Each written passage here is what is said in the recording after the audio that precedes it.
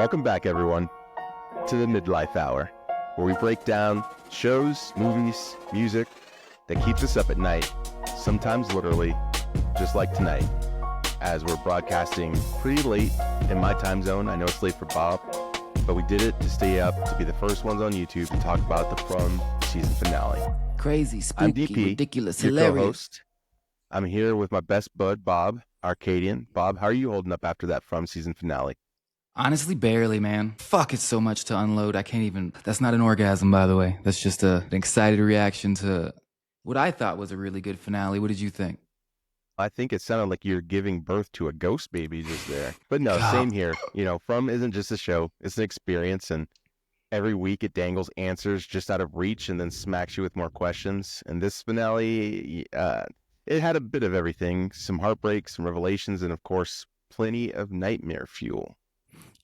If you're a fan of existential dread, small town mystery vibes, and the kind of horror that burrows into your psyche, then this shit's like tailor-made for you guys, man. Like, Yeah, I really don't know how else to put it. And we know a lot of you are here because of your interests. You know, I feel like From being on MGM Plus, maybe it doesn't get the wide audience as some of the other major streaming platforms do, but you're still trying to process what just happened. We get it. Tonight, Bob and I are unpacking everything, the twists, the character arcs, the clues we missed, and some wild theories that we might have stemming from how things wrapped up this year. What's really going to make this a turning point is like the terrifying little reveal in the final moments of this season finale. But before we get there, spoiler alert, if you have not watched the season finale, I would not proceed any further. So, yeah, come over back the course, if you're going to be mad that we're spoiling it for you guys. 100%. Don't blame me, motherfucker. We gave you a warning. Over the course of this season, I think we mentioned it in the last episode 9 episode. I've been a little bit disappointing. I feel like we've gotten more questions than answers this season. There's been significantly less action, a lot of dialogue. To me, somewhat meaningless dialogue. But I would say this episode 10 was the best of this season so far. Yeah.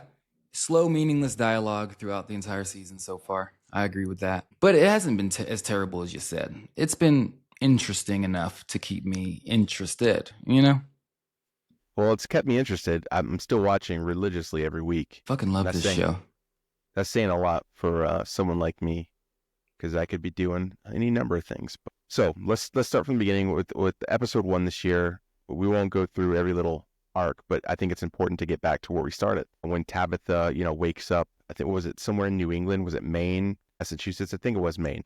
She woke up in a hospital in Maine and finds her way through the city, not really disclosing about her experience with the town, and eventually meets up with, what's his name's Victor's father? dad. Yeah, Victor's dad. We'll just call him Old Man Victor's dad. Old Man Vic. Old Man Vic. Vic Sr. Yeah, there's a lot of revelations in that little segment at the beginning of the season too. The fact that Victor's mom was having premonitions or flashbacks or visions of the town and things that were going on, including the children, prior to her ever even arriving there. So that was a good little plot twist right there. And, in their quest to find another tree that Victor's mom had planted in a nearby park, they get to the car accident, they end up in an ambulance, and end up right back into the town, this time with some new characters that were short-lived, as well as the police officer and Old Man Vic. But the reason why that's important is I feel like over the course of this season, Tabitha's experience and knowledge and interactions with whatever's going on has slowly been revealed more and more, and that was kind of like a key plot point in the season finale episode. And I might just want to take a deep dive into that shit right now. Yeah, let's hear what you got to say. It goes on around. Yeah. Woke up looking for the broccoli. So I guess it's a little K-Dot. And it's also right now really relevant to this season finale. And if you're still here, we told you guys, if you haven't seen the finale, to get the fuck out. So it's time. It's time to unveil what we just watched to the world. Holy shit. So is she reincarnated? What is that? I don't know. Obviously, we literally just got done watching the episodes. So I haven't spent a lot of time processing what was revealed in the final moments. But, obviously we learned through the course of the season that she's starting to realize that she's been there before. And season episode 9, when she touches Victor down in the cellar outside of where When she Fatima's being touches held, Victor down in the cellar. she has that premonition of what Victor's mom saw in her final moments before, she went through the tree on her quest to save the children. Tragic shit. Ripped to shreds. Tragic. And then in this episode, they figure out that the numbers on the wandering trees are musical notes for a song, and they end up going to a tree and performing that song, and all the children start to appear, start to come closer, and they have that interaction where they seem to finally understand it. And it seems as if there was a premonition that was being had that wasn't necessarily depicted on screen for the audience, but a lot was revealed in that moment, and Tabitha ultimately discusses how she's been there before. With Jade. With Jade. And they had a daughter. And that daughter, they were trying to save. And as we know from the other half of what was being revealed, that others, the monsters that live below the town, sacrificed their children in pursuit of living forever. Who the fuck would do that? As a parent, could you imagine meeting the devil and he's like, yo, check it. Give me 2 of yours, I'll let you live to like 526. Deal? Are you gonna take that shit? What the fuck? I mean, we know people that do it for a 40 and some scratch lotto tickets, so it's not too far-fetched to live forever. Nigga Ray on 34th, yeah. So what do you think about that? Fatima gave birth to an other monster, the big smiley one. A whale blob, really, is what it was. But it was the one that was killed earlier in the season with the goop. Yeah, what the fuck, dude? The creepy smiley guy? What the fuck, man? That's crazy. He was the creepiest of them all, though, in all honesty. Can we agree on that? I think 100% we can agree on that. And it has to do with the cheeks. I don't know if his cheeks are naturally that wide or that large, or if it's a prosthetic, but it does the trick. He has to be an animated actor. I think after this, I'll look up his Wikipedia. So we see them down there doing a little ceremony, bring the blob down after, Fatima gives birth and he's reincarnated. It's like an episode of reincarnation. I think that the title of the episode was Revelations Chapter 2. I'm not much of a religious person, so I couldn't go into any connections. But could we talk about how it's kind of going into like a spiritual sense? Almost like how we talked about Lost in the last episode that we did. How the end of Lost was kind of like purgatory, wasn't it? At the end of the day. They were waiting to go to heaven.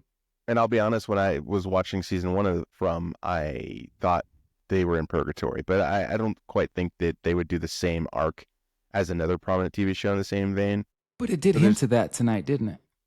There's got to be something more to it, but go on that. Go on your theory. Let's hear it. I can't remember exactly what was said to Michael with the pastor that was talking to him, but he kind of said the next choice you make is who you're going to be from now on. That to me is almost like in a spiritual sense, like what walk are you going to take the rest of your life? Are you going to, if in a Christian sense, are you going to take the holy road, or are you going to take the secular road, the worldly road? And for a second, he almost took the worldly road until Sarah's crazy ass went in there and you know what? G'd the fuck out. She G'd the fuck out. She did, and I like what she said. She said they already have my soul, and that she knew that Boyd wasn't going to go far enough to get the answers. And she wanted to save his soul because he was a good man. Yeah, I guess I didn't really think too much about what the pastor was saying in the moment and how that might actually affect things. But now that we've seen the entire episode, that kind of makes sense. There's a little bit more meaning. Maybe he literally meant, like, whatever choice you make, it will define who he'll be the next iteration of himself. And I could be wrong, but I think it's definitely a fun theory to explore, at the very least. So the big ending, in a yellow suit, comes out. Jim gets slaughtered. Throat's rips gone. Jim's throat clean the fuck out. You know what that reminded me of? That Walking Dead episode when Rick is my lips are chapped as fuck. When Rick is like someone's about to fuck his son. Do you remember this episode? Like he's about to get molested. They're on the side of the road and the guy has a gun to Rick's head. And then Rick slams his head against the gun and the bullet, goes back into the chamber. He's bleeding and he's concussed. And then he sees the guy about to rape Carl and he fucking right in his throat. And you just see the shit. Just nope. I haven't seen Walking Dead since like 2011, 2012. Just take my word for it. fucking gnarly. It was graphic as shit, and then it's just over. So about the scene with the man in yellow suit, what I thought was very interesting is Julie was there, but Julie had short hair. Julie didn't look like the same Julie that we saw in the present timeline when she was speaking with her brother, kind of figuring things out. So that's definitely Julie from the future trying to come back to the past, trying to alter things. And she obviously knew where to find her father, Jim, because it had already happened to her, right? But I cued in on the short hair, and something had happened. And just like Jim had predicted as far as playing the song, that the whatever is going on, whatever entity that controls the town is like daring them or enticing them to do these things to I knew the song was bad because was it season 2 that Boyd was locked in that cellar dungeon thing with the Marine that's chained to the wall, Yep. and that little ballerina music box was on the bottom. Remember? Yeah, and Jim even brought that up as Yeah, far as the ballerina and the music box. You kind of took me off track there, so now you're gonna have to take over. Well, my apologies, but I didn't notice Julie with the short hair when she came up. I knew it was Julie, but I just completely overlooked the hair change because I was just so in shock of, well, that was before he got his throat ripped out, to be fair, but I was just so in shock. I think of Sarah damn near murdering what's fucking Elgin. That was crazy, dude. She fucking popped his eye out. His eye was dangling. I mean, it's not the worst thing she's ever done. She slit her own brother's throat. And she tried to kill that little 7-year-old. But the point being is that whatever is controlling the town or whatever is running this experiment or this purgatory or whatever this state of being that everyone's trapped in, it is using voices or it's trying to entice people to do things that will actually serve the entity and not serve the people. But even with Sarah, she thought she was serving everybody by trying to murder the little boy. Even with Elgin, he thought he was serving everybody by keeping Fatima in the cellar so she can give birth to the baby just being another other. So Jim was hit the nail on the head. The song, all it did was make things worse. They're fulfilling some evil prophecy. It'll be interesting to see where things go in season 4. But I got to be honest with you.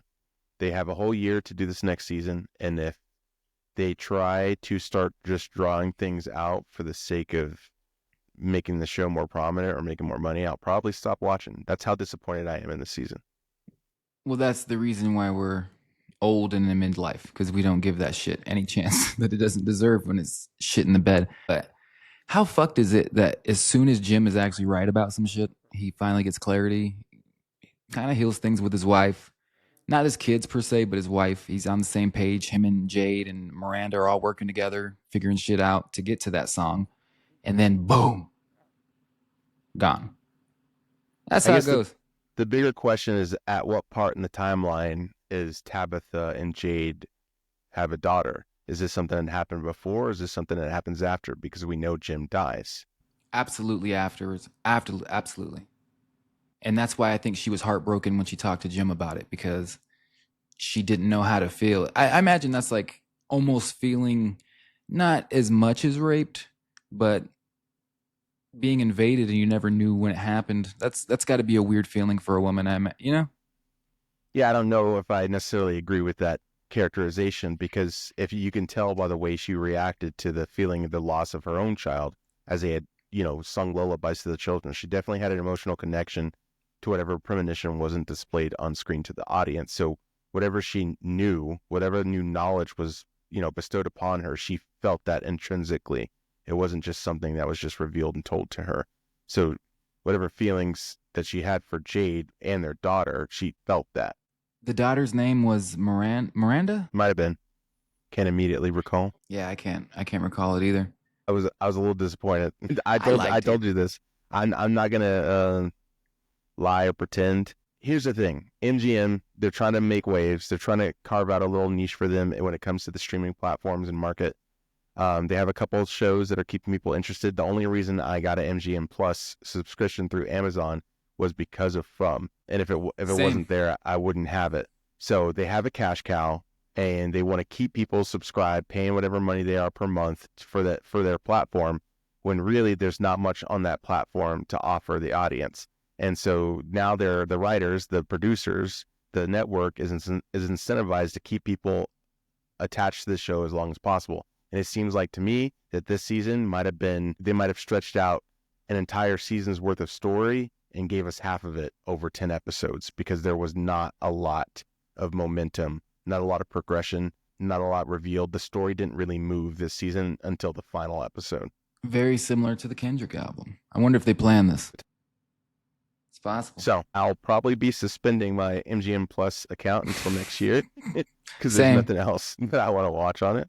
I do that shit for all those. Netflix too. Now that my Netflix been on lock since like 2009 when it was still DVDs, when they're sending Jesus, DVDs. in the mail. In the mail.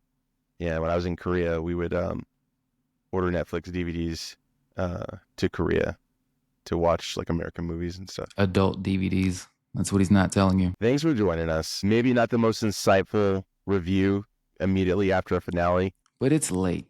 We got a lot of things to think about, a lot of things to sleep on. And hey, we have an entire year to sit with this episode, sit with this season, come up with theories. I'm sure there'll be a lot of major platforms coming out with different, did you catch this, or what does this mean on From? And they'll probably do a better job of explaining those things. That's not what this is about. This is two average dudes talking about a show, having a conversation, making you feel like you just watched it with your buddies. So we hope you felt at home. We hope you come back. Check out some other content on the channel. And don't be a stranger. Stay black.